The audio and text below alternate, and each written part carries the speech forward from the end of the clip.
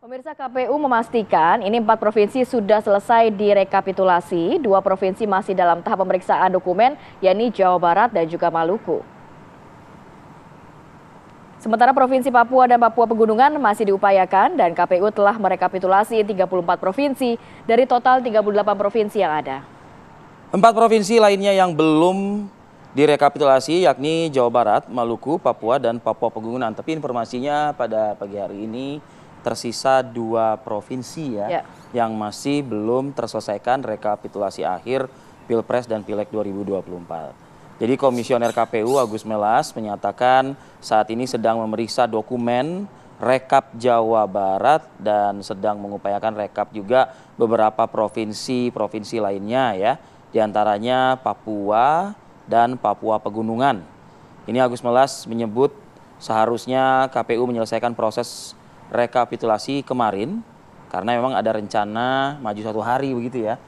Tapi jika mengacu pada PKPU nomor 3 tahun 2022, KPU akan mengumumkan hasil rekapitulasi paling lambat Rabu pada hari ini, 20 Maret 2024.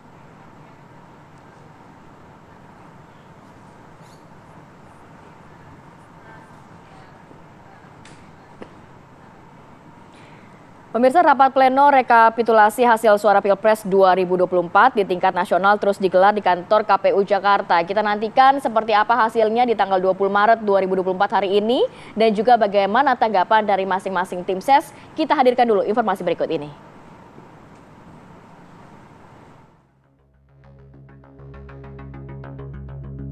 Rapat pleno rekapitulasi hasil suara Pilpres 2024 tingkat nasional terus digelar di kantor KPU Jakarta. Hingga Selasa malam, rekapitulasi yang telah tuntas adalah 36 provinsi dan luar negeri, menyisakan 2 provinsi lagi. Dari hasil rekapitulasi, pasangan nomor urut 2, Prabowo Subianto, Gibran Rakabuming Raka, unggul di 34 provinsi. Sementara pasangan nomor urut 1, Anies Baswedan Muhaimin Iskandar, unggul di 2 provinsi, Aceh dan Sumatera Barat. Hari ini menjadi batas akhir KPU melaksanakan rekapitulasi Pilpres nasional. 2 provinsi yang penghitungan suaranya belum selesai akan difinalkan pada pagi ini. Komisi Pemilihan Umum juga berencana akan mengumumkan hasil rekapitulasi suara Pilpres 2024 tingkat nasional hari ini. Tim TV One mengabarkan. Ya, hasil akhir Pilpres masih kita nantikan. Bagaimana untuk masing-masing kubu sudah siap menang, sudah siap kalah. Karena kalau berkontestasi harus seperti itu ya, Via. Kita hadirkan beberapa narasumber pada pagi hari ini. Di samping saya sudah ada Prof. Siti Zuhro, peneliti senior BRIN. Assalamualaikum, selamat pagi. Selamat pagi, Prof. Waalaikumsalam. Sehat ya? Selamat pagi. Pagi. Kemudian juga ada Bang Frits Edward Siregar, Wakil Komandan Alfa TKM Prabowo Gibran. Selamat pagi, Bang Frits. Selamat pagi. Pagi. Kemudian juga Kang Pipin Sopia, juru bicara Timnas Amin. Selamat pagi, Kang Pipin. Assalamualaikum. Salam. Kemudian juga sudah ada Bang Vincentius Mendrova, Wakil Direktur Eksekutif Deputi Hukum TPN Ganjar Mahfud. Selamat pagi, Bang Vincent. Dan juga sudah bergabung bersama kami Mbak Titi Anggraini melalui Zoom, anggota Dewan Pembina Perludem. Selamat pagi Mbak Titi, Assalamualaikum. Pagi Mbak Titi. Kita nantikan sebenarnya di studio ya padahal rame hari ini. Assalamualaikum warahmatullahi wabarakatuh. Iya, sayang sekali belum bisa bergabung. Iya, nggak apa-apa Mbak Titi. Saya mau ke Kang Pipin dulu sebagai 01. Hasil rekapitulasi akhirnya memang kita masih nantikan. Cuma kan selama ini kita juga bisa melihat secara live streaming bagaimana perhitungan suara. Sudah siapkah dengan hanya 2 kemenangan provinsi? Berarti dalam arti masih ada 2 provinsi lagi kan?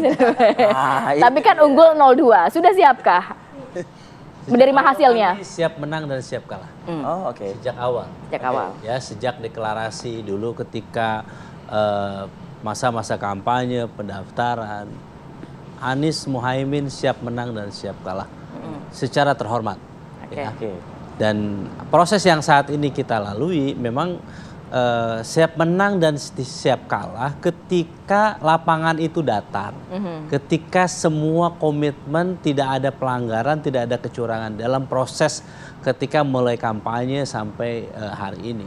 Emang lapangannya nggak datar sekarang?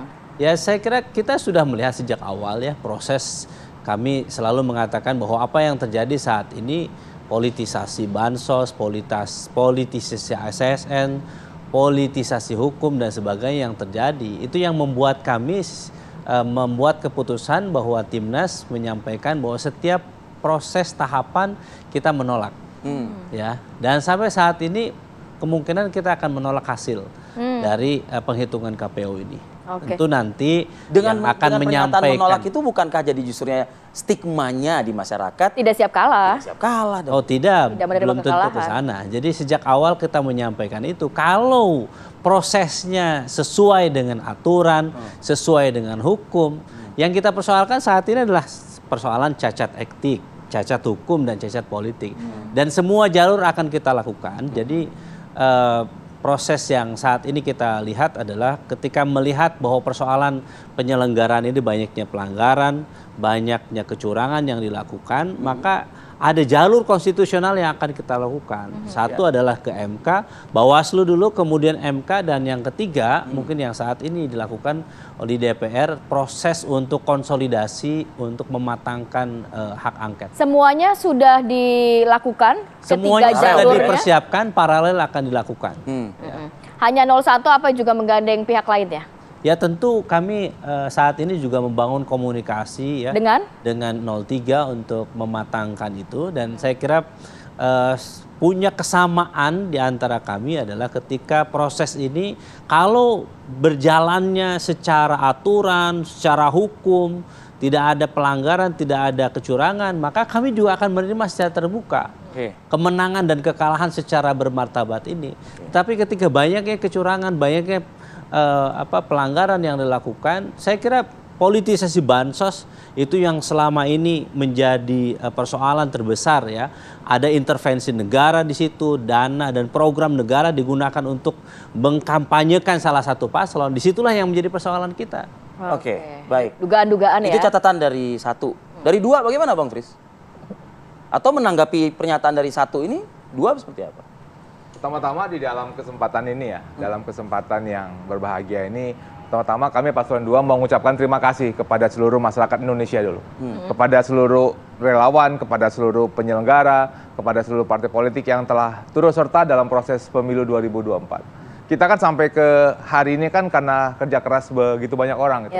Dan kalau kami melihat bahwa pemilu telah hampir selesai. Dan mari saatnya kita untuk berkonsolidasi, rekonsiliasi untuk membangun Indonesia bersama menuju Indonesia Emas 2045. Kalau menurut kata Bang Pipin bahwa ada persoalan, ini kan saya menjadi saksi di KPU lah. Jadi sejak tanggal 28 Februari udah hadir di rekap nasional pagi, siang, malam, ketemu pagi lagi. Anda ada di gedung tersebut? Bersama dengan teman-teman, iya bersama dengan teman-teman. Karena juga tidak mungkin dong saya yang terus-terusan kan, gempor juga gitu. Jadi salingnya gimana komisioner KPU-nya ya? salingnya bergantian lah gitu. Dan juga ada pihak lain 01 dan juga 03. Apa catatan Anda dari kehadiran itu? Juga ada Paslon 1 dan juga ada perwakilan dari saksi Paslon 1 dan dari Paslon 3 juga ada gitu.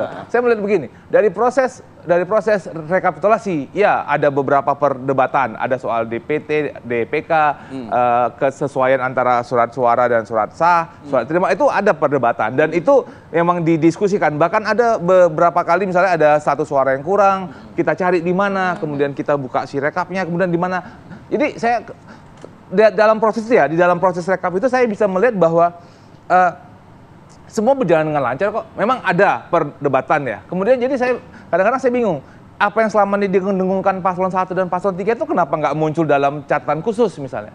Kenapa harusnya ada? Tidak muncul dalam keberatan. Kalau misalnya saya Paslon 1 Kang Pipin tadi itu. Kalau misalnya Paslon 1 dan di gedung kalau KPU Paslon 1 Paslon 3 merasa bahwa ada kekurangan, ada kecurangan, ada apa? Sampaikan dong dalam rekap ya Anda pada saat di gedung sampaikan itu, dong dalam rekap nasional. ada itu. Sepanjang yang saya lihat itu tidak pernah ada.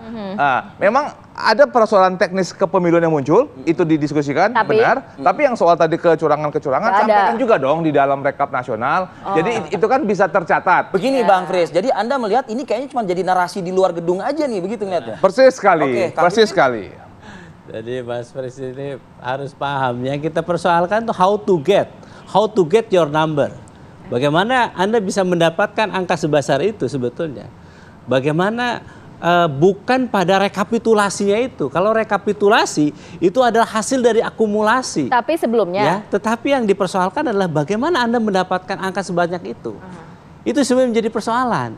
Jadi ketika bagaimana Anda mendapatkan angka itu misalnya dengan memobilisasi ASN, dengan melakukan politisasi bansos, dengan melakukan politisasi hukum, itu yang menjadi persoalan kita. Tapi itu ada buktinya dan semua, ruangannya Kang Pipin. memang bukan merli di situ, bukan berada di ruang KPU, tetapi nanti pengaduan ada di Bawaslu, ada di MK.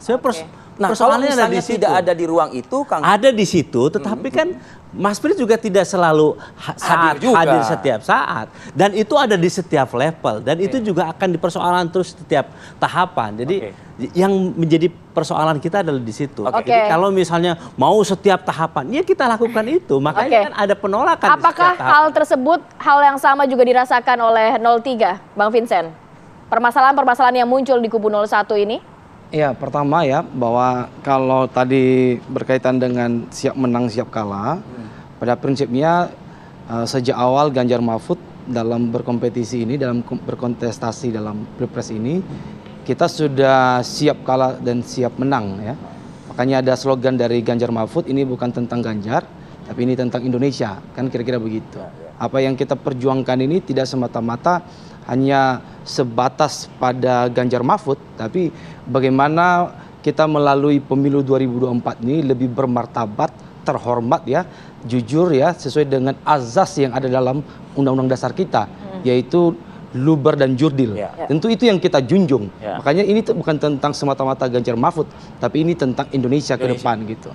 Nah, kalau berkaitan dengan persoalan-persoalan yang kita alami di pemilu 2024 ini, saya pikir masyarakat sebetulnya sangat tahu bagaimana carut marutnya pemilu 2024 ini. Bukan hanya pada soal-soal yang dipersoalkan di rekapitulasi ya, tapi ini sebelum terjadi pencoblosan, pada saat pencoblosan maupun dalam proses-proses rekapitulasi. Banyak juga keberatan-keberatan kita yang memang tidak diakomodir ya. Memang kita tahu kanal-kanal yang tepat. Bagaimanapun di dalam rekapitulasi itu bukan kanal dalam mengambil keputusan berkaitan dengan misalnya kecurangan, pelanggaran-pelanggaran, karena kanal-kanal yang diberikan dalam undang-undang dan konstitusi kita paham betul bahwa ada jalur Bawaslu, ada tentu itu ada yang paling terakhir nanti berkaitan dengan Mahkamah Konstitusi. Dan dalam konteks politik ini sedang digulirkan dalam konteks hak angket, dan kita melalui kanal-kanal itu semua. Kenapa? Karena memang kita harus menjunjung tinggi konstitusi kita dan peraturan perundang-undangan kita, dan ini sejak awal Ganjar Mahfud mengedepankan itu. Nah, oleh karena itu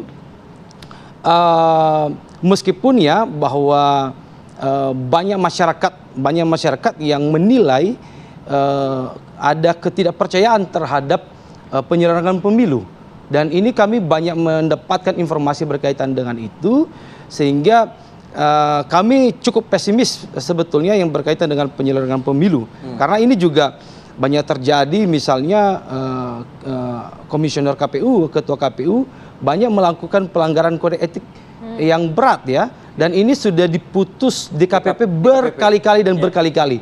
Ya, uniknya kalau kita misalkan bandingkan di dalam pemilu atau Pilpres di 2019 ya, itu ketua KPU-nya pada saat itu Arief Budiman ya, itu hanya sekali diputus, itu kemudian langsung dicopot dari jabatannya.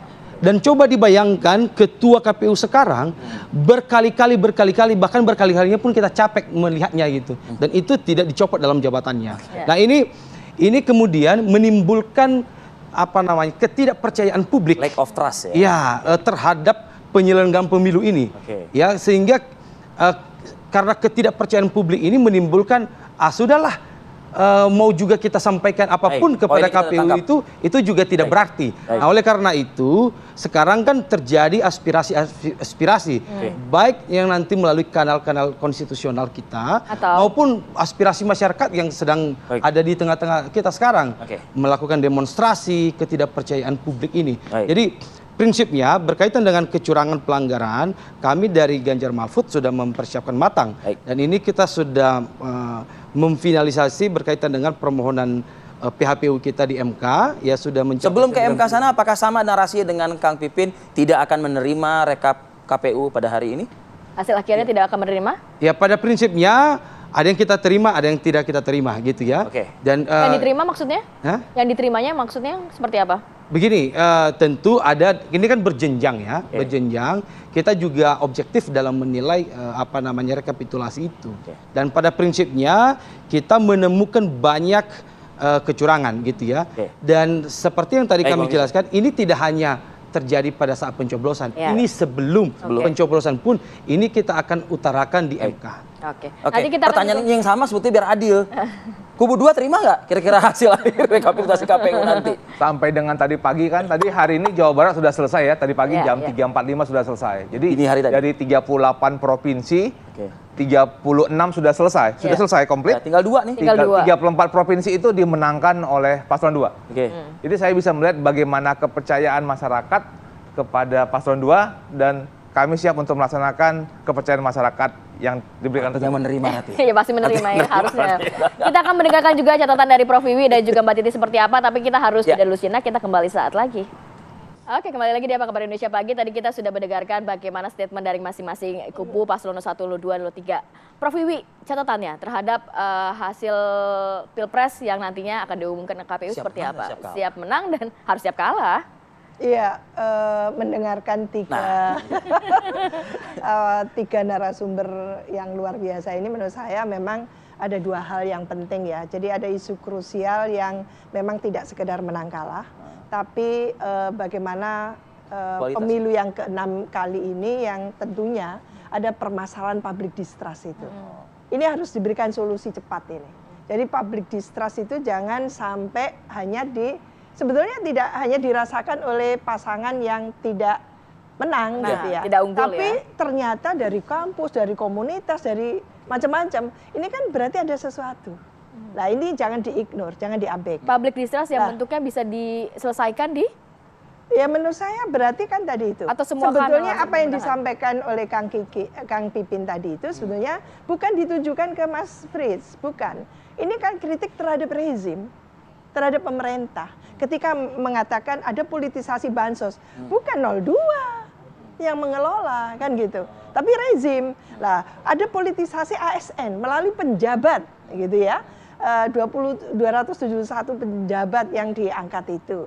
Nah, ini apa instruksinya kepada daerahnya, kepada masyarakat daerah sehingga lalu apakah memang korelasinya positif terhadap meningkatnya elektoral dari 02 kan itu.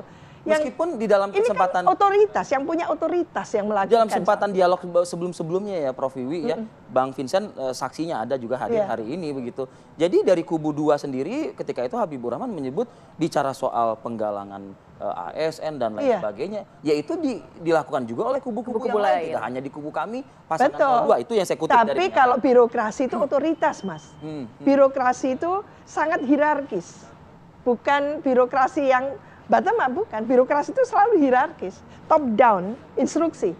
Jadi kalau sudah diinstruksikan ini, jalankan, laksanakan. Itu birokrasi, wataknya seperti itu. Maka itu yang harus juga dibedah.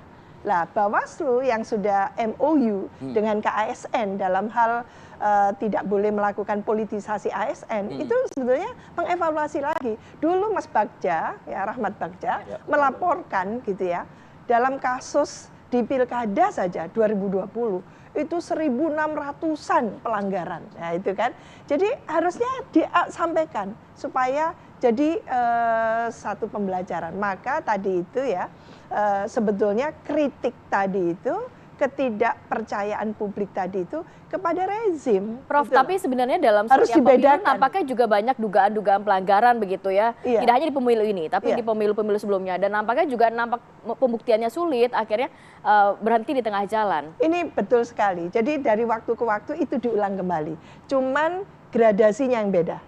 Levelnya yang luar biasa saat ini. Terlalu welo-welo gitu loh. Padahal di Bansos 2014, itu wajib. 2019 kita rame-rame seperti ini juga. Iya, nggak ada masalah. Jadi bansos itu memang kewajiban dari tentu gitu ya, negara memberikan Pemerintah. bantuan. Tapi ketika itu nuansanya beda, berlipat ganda dilakukan dan sebagainya, ada apa ini kan gitu. Apalagi dilakukan di depan istana, itu kan nggak bagus. Tapi artinya gitu begini ya. loh Prof, kalau misalnya kita melihat adanya sejumlah catatan-catatan tadi begitu. Iya. Artinya KPU dalam hal ini harusnya bagaimana Prof gitu loh. Karena Iya. kan panitia penyelenggara pemilihan umum ini kan ya di KPU ini. Iya, KPU dan Bawaslu itu ranahnya beda, tusinya beda ya. Tusinya KPU ini, beliau ini Bawaslu, nanti bisa menjelaskan. Jadi ini ranahnya Bawaslu sebenarnya. Bawaslu itu melakukan pengawasan secara konstruktif dan pencegahan secara proaktif. Nah, begitu diendus, wah ini ada politisasi penjabat ini, ASN. Langsung dia, oh ini contohnya, oh iya kita didekatin ternyata ketika mau pemilu. Sudah tenang saja penjabat, kita lakukan ini. Lah itu berarti intrusi. Ada instruksi. Nah itu yang nggak boleh gitu loh. Lah tidak fair karena ada dua paslon lain yang tidak sedang memegang otoritas. Maka nggak kebagian dia kan gitu. Nah, ini satu contoh ketidakpuasan dari 03. Kok suaranya mungil banget ya gitu. Nggak ngira kan gitu, bener nggak? Lah itu antara lain. Jadi menurut saya kalah ya kalah, tapi tidak lalu seolah-olah ekstrim banget ini kalahnya kan gitu. Ada apa? Faktor apa? Nah kalau korelasinya yang dicurigai tadi itu positif terhadap kemenangan 02, lah ini yang diperkarakan. Maka mereka Ranahnya nanti di melakukan konstitusi nanti kan? bukan double track, triple tadi itu ya, melalui Bawaslu, melalui MK, DPR, HKP. melalui DPR gitu ya. Belum lagi masyarakat ini akan gayung bersambut, tidak percaya, bukan ke 02 sebetulnya.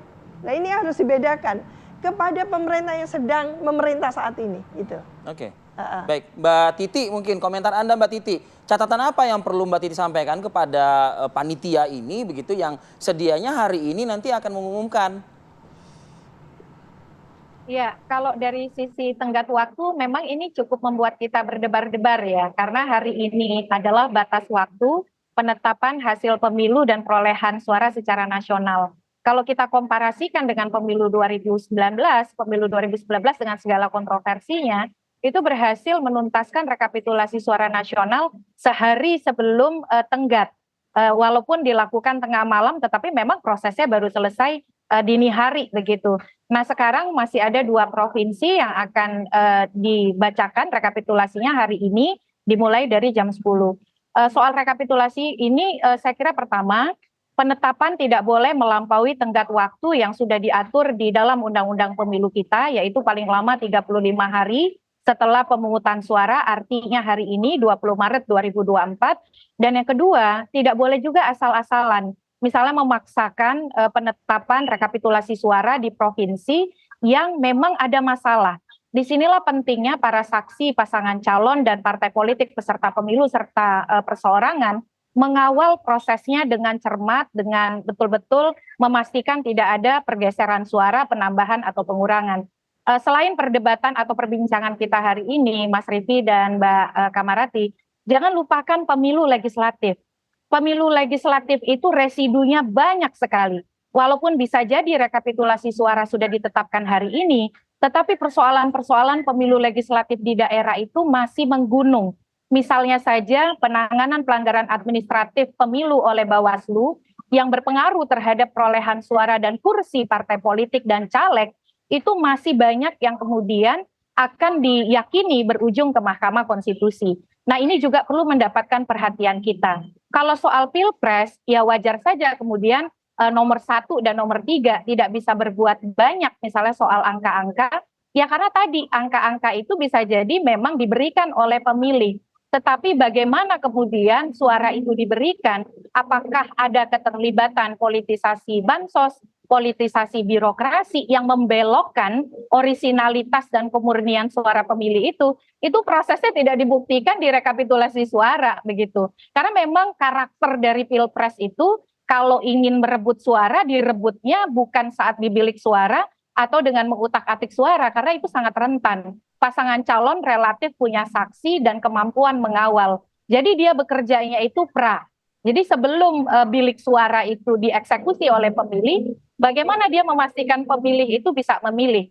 Di banyak studi misalnya soal pilpres, maka bekerjanya itu jauh sebelum hari pemungutan suara. Disitulah tantangan nomor 1, nomor 3, mengkuantifikasi ya, koherensikan antara dugaan-dugaan pelanggaran yang tadi sudah disampaikan, politisasi birokrasi, politisasi perangkat desa, politisasi bansos misalnya, dengan kemudian pengaruh atau dampaknya terhadap suara.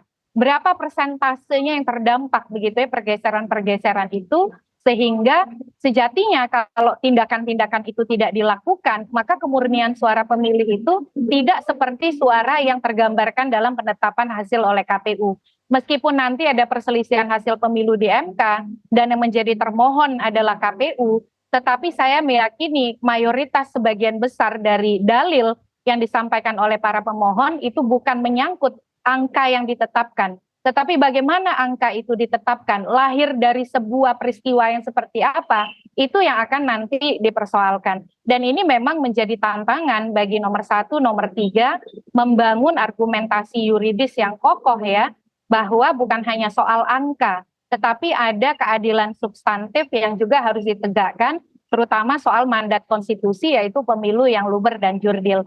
Jadi kalau soal rekap kita harus bedakan ya antara tidak siap kalah dengan nanti menempuh upaya hukum yang legal yang disediakan oleh konstitusi untuk memperjuangkan pemilu yang konstitusional. Dan itu memang jalur yang harus ditempuh. Dan itu yang memang disediakan untuk mewujudkan keadilan pemilu, saya kira Mas Rifki.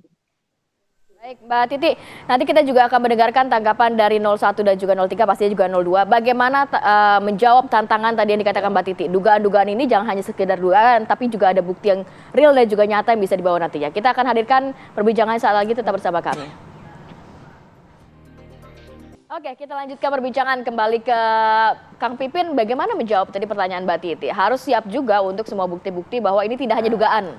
Ya, jadi semua data fakta itu sudah disiapkan ya, dan sejak awal ya, dan kami juga sudah verifikasi di lapangan ya bahwa memang politisasi bansos, politisasi ASN, politisasi hukum yang sudah nampak sejak awal sebelum proses kampanye dilakukan, ketika masa kampanye dan ketika hari H pencoblosan, dan itu memang pekerjaan yang luar biasa. Kita melakukan kolektif data dari berbagai daerah ya se-Indonesia, dan kemudian sampai saat ini tim hukum sudah memegang itu, dan kami yakin bahwa kalau memang ada rasa keadilan, tidak hanya hitung-hitungan angka, tetapi memang apakah benar seseorang mendapatkan angka sebesar itu tuh dengan jujur dan adil. Tapi memang ranahnya bukan di KPU ya untuk melakukan segala. Betul, jadi kita harus fair melihat. Jadi buat Mas Fri saya kira harus paham betul bahwa memang jalur KPU, ada Bawaslu, ada MK masing-masing.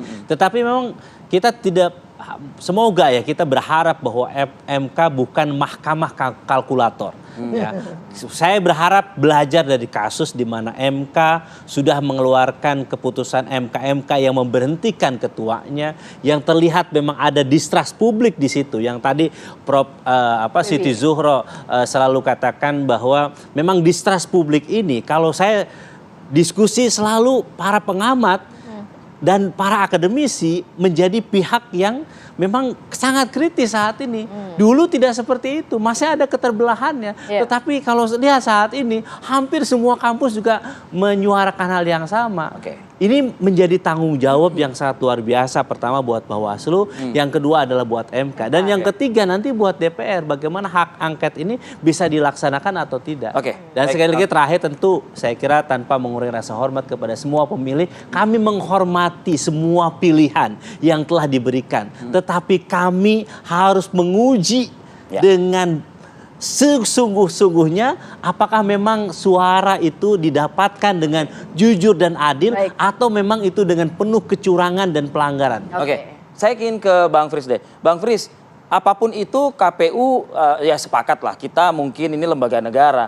Kita kalau bisa jangan sampai kita mendelegitimasi lembaga ini kan begitu. Tapi narasi-narasi yang muncul ini seakan-akan ya arahnya ya trust tadi gitu loh. Nah kalau bicara soal trust kepada KPU itu ujung-ujungnya 02 juga gimana nih? Bisa jadi hilang trust juga dong berarti kalau gitu. Saya itu kenapa memakai benchmark itu adalah proses rekapitulasi nasional ya. Tidak berusaha untuk mengajarin paslon 1, paslon 3. Tapi kalau saya sebagai pengacara, saya bilang, oh, saya saat misalnya rekapitulasi Jawa Barat, saya bilang, saya minta dalam catatan khusus ada pengerahan massa di sini, adanya bansos misalnya di sini ya, kemudian adanya ketidakjelasan di sini, itu saya sampaikan itu secara rekapitulasi umum. ada bisa itu.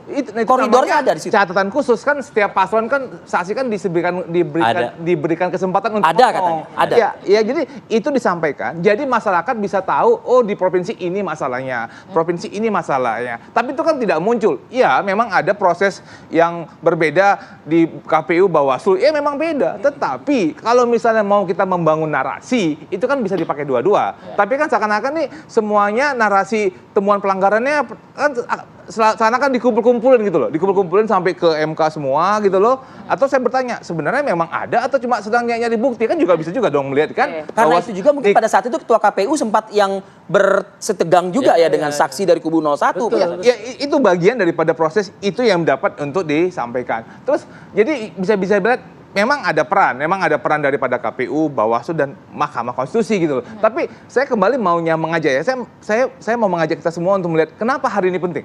Kenapa tanggal 20 Maret itu penting? Kalau kita bertanya, surat apa ya? Surat apa yang mengatakan seorang presiden dan wakil presiden? Dan itu surat itu adalah surat penetapan yang dikeluarkan oleh KPU. Ya. Tidak ada dokumen lain, Bahkan kalau kita melihat kalau melihat di MPR itu kan adalah pengambilan sumpahnya misalnya gitu.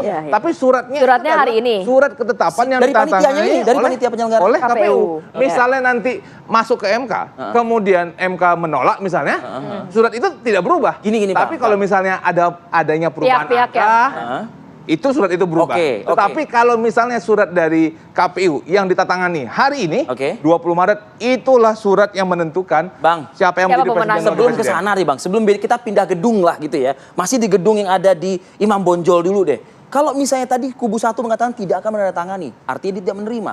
Kubu 3 nggak tahu deh. Masih abu-abu. Ada mungkin tidak terima, ada mungkin bisa menerima. Ancaman nggak buat Anda? Karena kan Anda butuh surat itu tadi. Surat tersebut surat tetap sah karena ditandatangani dan dikeluarkan oleh lembaga yang sah. Lembaganya KPU, yang mendatangani adalah 7 anggota KPU. Dan itu adalah yang membuat surat tersebut sah. Dan kalau kita melihat rekap meskipun ada yang tidak menerima. Dalam rekap nasional, paslon 1 dan paslon 3 dalam beberapa provinsi mengatakan kami tidak akan mendatangani. Itu tapi kan tetap sah ya? Tapi itu kan hak. Tapi kan dalam proses tersebut itu tapi bisa dilantik Bang? Sebuah dokumen itu sah apabila dikeluarkan oleh lembaga yang sah dan ditandatangani oleh anggota yang sah. Dan itu adalah dokumen 7 komisioner bisa menandatangani setelah memang kalau sudah bisa diterima kan begitu. Kalau kita bisa mengacu kepada tahun 2019, bolehlah kita lihat tahun 2019. Apakah paslon yang satu lagi menandatangani atau tidak. Kemudian kalau kita melihat rekap provinsi juga banyak paslon 1 dan paslon 3 juga tidak menandatangani juga gitu loh. Tapi kan juga tetap masuk ke rekap nasional. Jadi meskipun paslon 1 dan paslon 3 tidak menandatangani atau keberatan terhadap hasil rekap itu nasional, tetap sah ya? Dokumen tersebut tetap dokumen yang sah. Oke. Kang Ipin ada sanggahan tadi? Ya saya kira bedanya secara politik aja bahwa memang kita tidak bisa menerima itu. Secara politis memang tidak mendapatkan dukungan dari 01, 03 misalnya. Kalau misalnya kita tidak menandatangani itu. Terus yang kedua memang pengajuannya, syaratnya tadi boleh saja Bung Fris ini gagah-gagahan bahwa memang yang paling penting adalah hari ini dari KPU. Selama kalau kita syaratnya adalah bahwa Mahkamah Konstitusi ini hanya mahkamah kalkulator, maka bisa jadi apa angka yang disampaikan oleh KPU ke MK, tidak ada gugatan, tidak ada keadilan, mungkin itu bisa terjadi sama gitu. Tetapi kalau misalnya MK-nya berpikir bahwa ketika Prof. Siti Zuhro dan banyak kalangan mempersoalkan itu, tidak hanya kami yang berkepentingan dari 01 dan 03, tetapi rakyat juga melihat bahwa memang kecurangan itu banyak, pelanggaran itu banyak, Mahkamah Konstitusi menjadi lembaga peradilan yang jujur dan adil, maka kami yakin bahwa trust publik itu akan pulih ke depan. Saya rasa 58,8% setidaknya sampai dengan quick count sudah menunjukkan trust masyarakat kemana. Dan saya rasa itu sudah menunjukkan bahwa masyarakat sudah memilih Pak Prabowo dan Mas Gibran sebagai presiden dan wakil presiden. Dan itu sudah, ini kan narasi yang bukan baru. ini narasi sejak dari mulai bulan Desember, Januari itu selalu muncul kan. Tapi kemudian pada tanggal 14 Februari masyarakat sudah memilih gitu loh. Dan kenapa kita tidak melihat bahwa masyarakat sudah bisa memutus siapa presiden dan wakil presiden yang mereka akan pilih. Dan wajar kalau Bung Frits selalu mengatakan itu. Dan tidak bisa membantah apa yang disampaikan oleh Prof. Zuhro, bahwa memang menerima manfaat dari politisasi bansos, politisasi ASN dan sebagainya. Memang apapun argumentasinya, kalau sudah menerima manfaat dari politisasi bansos, memang tidak bisa melakukan apapun. Iya, jadi pertama ya, kita tidak semata-mata tadi apa yang disampaikan oleh Bang Frits, menekankan pada hanya sebatas pada rekapitulasi. Kita paham betul soal rekapitulasi ini. Seberapa keras pun kritikan kita, seberapa keras pun penolakan kita, bahkan tidak ditantangkan oleh saksi, itu tetap juga sah dan berjalan. Gitu. Kita paham itu. Kita jangan dijebak, kenapa nggak di situ, gitu kan? Karena memang kita paham bahwa itu bukan penyelesaian utama di sana, gitu. Kan? Ya, kita memberikan saran, kritikan betul, tapi kita paham bahwa itu bukan penyelesaian. Jangan dijebak bahwa kalian tidak memberikan kritikan keras, penolakan. Kalau kalian tidak memberikan itu, kalian tidak punya kesempatan. Kami keras di mekanismenya yang ada, kan begitu kan? Jadi kita jangan dijebak pada persoalan sebatas pada rekapitulasi. Itu yang pertama. Yang kedua, itu juga menarik tadi yang disampaikan oleh Mbak Titi tadi, bahwa kita tidak hanya melihat pada persoalan angka yang diterima sekarang, yang sudah dihitung sekarang gitu. Tapi sebelum itu kenapa bisa muncul angka itu? Itu menjadi poin penting ya. Makanya dalam dalil nanti yang akan kami sampaikan berkaitan dengan dalil-dalil di permohonan MK, kami mendalilkan berkaitan dengan TSM, terstruktur, sistematis, dan masif. Katanya betul bahwa memang itu sejak ada Undang-Undang Nomor 7 tahun 2017 itu kewenangannya Bawaslu. Tapi jangan salah bahwa di dalam setiap undang-undang itu tidak pernah sempurna. Ada kelemahan-kelemahan dalam undang-undang itu, ada kekosongan-kekosongan hukum. Dan kami menilai bahwa ada kekosongan hukum yang terjadi dalam Undang-Undang Nomor 7 tahun 2017 itu berkaitan dengan TSM. Dan itu yang akan kita uji. Jadi tidak semata-mata dengan segala bukti yang sudah dimiliki, sudah disiapkan. Tentu kita punya keyakinan lah bahwa MK, di mana kemarin MK membuat satu putusan yang fenomenal yang menimbulkan distrust terhadap masyarakat, gitu ya, yang mengakibatkan kemudian dicopotnya ketua MK. Kami berharap karena dicopotnya ketua MK ini berkaitan dengan Pilpres juga. Kalau kita berdalih pada soal terstruktur, itu sudah dimulai sejak MK itu. Nah, kita berharap bahwa MK akan mengembalikan marwah martabat kepercayaan publik itu, bahwa dalam putusan nanti dalam PHPU ini bisa memberikan kepercayaan publik kepada masyarakat. Dan ini yang akan kita uji di Mahkamah Konstitusi. Baik, Prof. Wiwi terakhir, Bu. Bolanya akan segera menggelinding dari Imam Bonjol ke Medan Merdeka ini nanti. Betul. Ya, memang kita sedang mengalami pemilu yang satu sisi saya senang. Tadi saya sampaikan Mas Frits ya, bahwa tidak ada isu intoleransi dan sebagainya. Senang kita. Polarisasinya tidak besar ya. Tapi sekarang bagaimana mengobati ya, dan sekaligus menjadi literasi masyarakat adalah bagaimana membangun trust ini. Karena tidak sia-sia kita Mas berdemokrasi, tapi masalah nilai-nilai itu kita abaikan, etika kita abaikan. Bayangkan ketua Mahkamah Konstitusi masalah dalam pemilu ini, ketua KPU RI masalah, peringatan gitu ya, keras 3 kali soal etika. Menurut saya ini ada apa gitu kan? Lah, kalau tidak seperti itu, mungkin tidak ada yang namanya para guru besar dari berbagai kampus itu turun. Jadi kita nggak boleh menutup mata. Yang ini pokoknya menang. Tidak untuk menang saja gitu loh. Bahwa pokoknya menang dalam pemilu. Nah, itu pembelajaran yang buruk menurut saya. Jadi mungkin ini pembelajaran yang terakhir buat kita menuju 2045. Untuk tidak menghalalkan segala cara, apalagi menumbangkan etika kita, moral politik kita gitu ya, hanya untuk sekedar menang. Ini sangat tidak elok, sangat tidak mulia menurut saya, dan tentu pembelajaran bagi bangsa ini akan dicatat secara sejarah dalam sejarah politik Indonesia.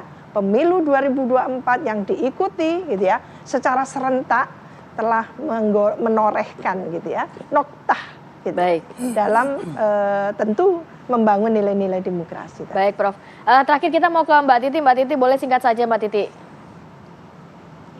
Pertama, memahami angka 58% itu ya, dalam konteks perselisihan hasil pemilu, jangan dibayangkan target, ini yang saya bayangkan, target 1-3 itu tidak membalikkan gitu, tetapi bagaimana melihat peluang masuk ke putaran kedua. Karena ini kan kita ada 3 pasangan calon, jadi yang dibutuhkan adalah bagaimana dalil-dalil dugaan kecurangan pelanggaran tadi berdampak pada setidaknya bahwa suara itu sebenarnya tidak sampai 50%. Jadi dalam konteks perselisihan akan seperti itu. Yang kedua, yang ditetapkan KPU hari ini itu adalah penetapan hasil pemilu nasional dan perolehan suara secara nasional. Belum menetapkan calon terpilih. Calon terpilih itu nanti setelah proses PHPU selesai. Jadi kalau tidak ada PHPU, maka dia bisa langsung ditetapkan calon terpilih. Tapi kalau ada PHPU, kita harus tunggu. Siapa tahu misalnya ada kejutan bahwa ternyata ada putaran kedua, berarti ada pemungutan suara kembali begitu ya. Nah ini yang kemudian mengapa hari ini penting, karena memang sudah ketentuan undang-undang, tetapi juga di saat yang sama kita harus kawal nih Papua dan Papua Pegunungan itu jangan dipaksakan, misalnya harus ditetapkan secara asal-asalan. Suara juga harus terkawal karena biasanya hanya karena mengejar target, tenggat, kadang-kadang kita menjadi tidak tertib, tidak kemudian memperhatikan betul-betul kemurnian suara pemilih. Jadi kita semua harus kawal prosesnya dan rekap ini menjadi salah satu titik di mana sebenarnya proses pemilu kita belum selesai. Yang juga kita harus kawal proses berikutnya yaitu perselisihan di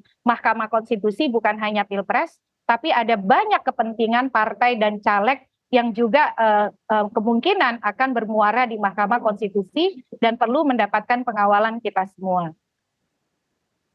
Baik Mbak Titi Anggrani, terima kasih atas waktunya Tuti. Jadi Mbak Titi menekankan masih ada 2 provinsi, kita harus tunggu itu. Kali aja 2 provinsi itu ada di paslon nomor 4 dan nomor 5. Enggak ada ya? Nggak ada di sini ya. Nggak ada ya. Baik, terima kasih Mbak Titi, Bang Frits, Mas Makasih ya, Prof. Titin, dan juga Bang Frits. Vincent. Ya, makasih. Prof juga terima kasih, sehat selalu. Assalamualaikum. Oke, kita akan hadirkan beragam informasi menarik lainnya, tetap bersama kami di Apa Kabar Indonesia Pagi.